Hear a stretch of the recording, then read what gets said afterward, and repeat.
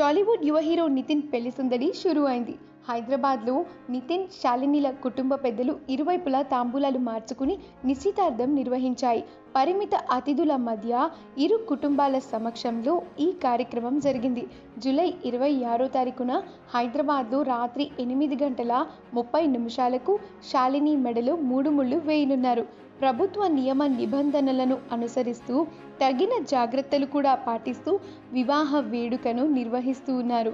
ఈ వివాహానికి ఇరు కుటుంబ సభ్యులతో పాటుగా కొద్దిమంది అతిథులు మాత్రమే హాజరు కానున్నారు. అయితే శుక్రవారం నితిన్ పెళ్లికొడుకు ఫంక్షన్ నిర్వహించారు.